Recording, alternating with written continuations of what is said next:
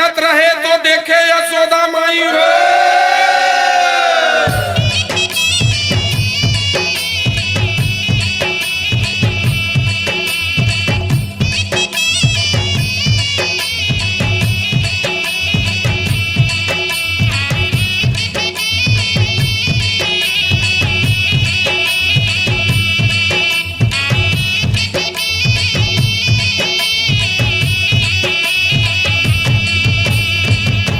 अरे चिकी पखरा चिकी पखरा अब बैठे जी हाँ हनुमान हो।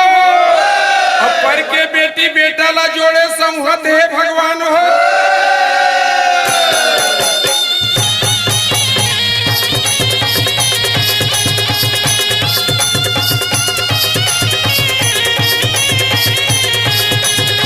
अरे अहिरा तुरा बन बहरा रे संगी, चराए हो। अब मथुरा ने ले गए था गोकुल जाके किशन कन्हैया थिरा।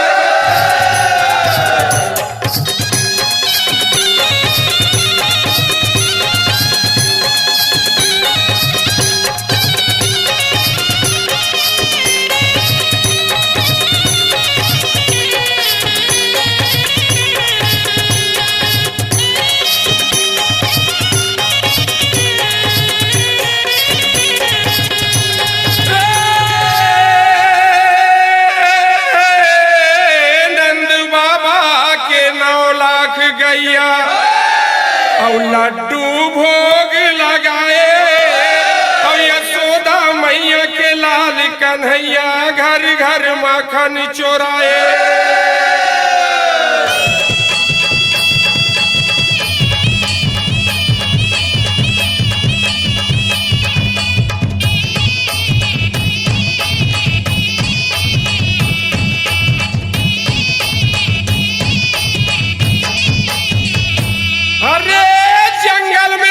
जंगली चिड़ैया, अरे धरसा में रोए धेनु गाय हो। और गोर्रा में रोते बाल बसुरिया, कसेली में धार बोहाय हो।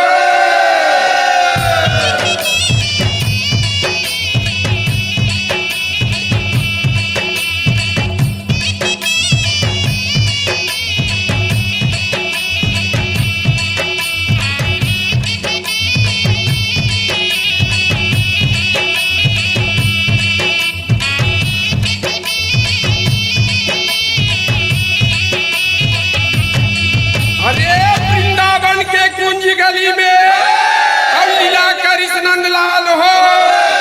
अब गौआ मन के हितवा बनिस नाव परिस गोपाल हो।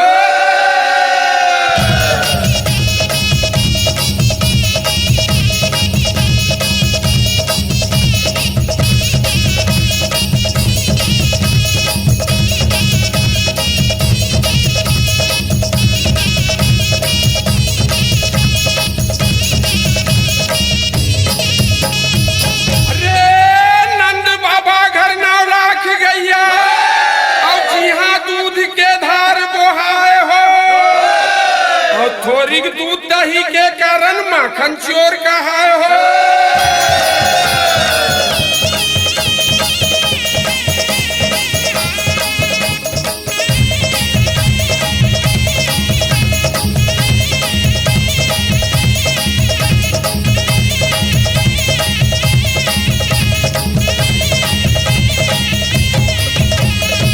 अरे वृंदावन कस्बा नहीं, गोकुल कस नहीं गाँव हो। और महादेव कस देव नहीं, और कृष्ण नाम कस ना।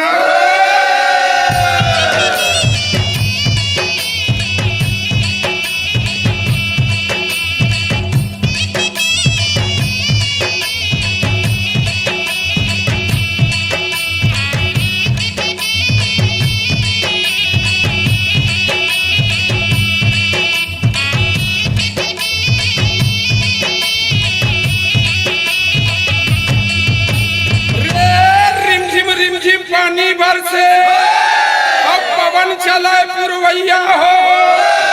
अब कौन ब्रिज में खड़े हवाई जी राम लखन दोनों भैया हो।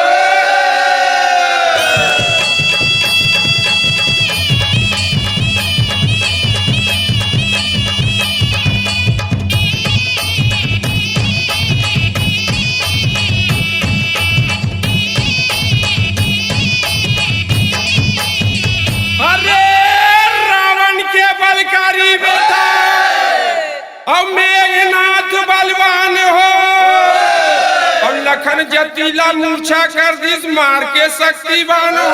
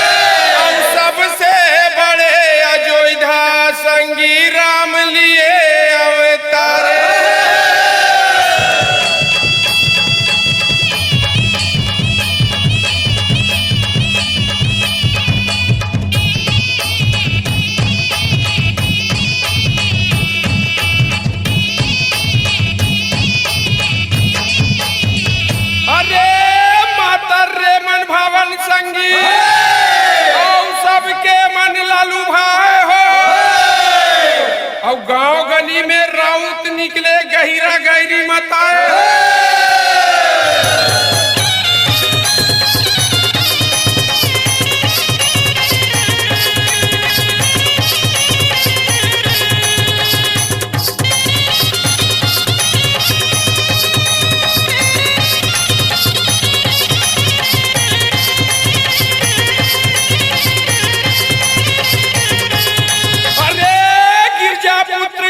रे संगी और अंजनी पुत्र हनुमान हो और कालिका पुत्र भैरव भय कौशल्या के भैरव।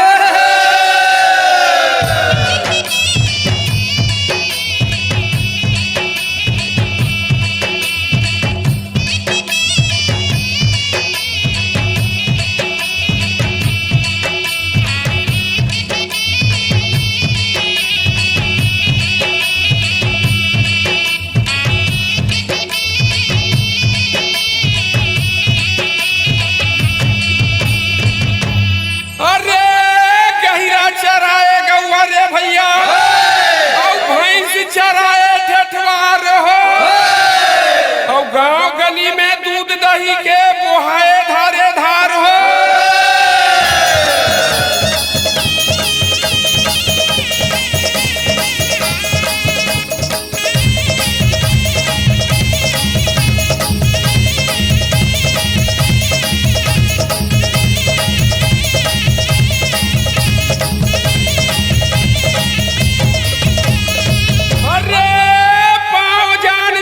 ही मिले और घोड़ा जाने असवार हो और सजन जान संधि मिले और करम जान ससुरार हो।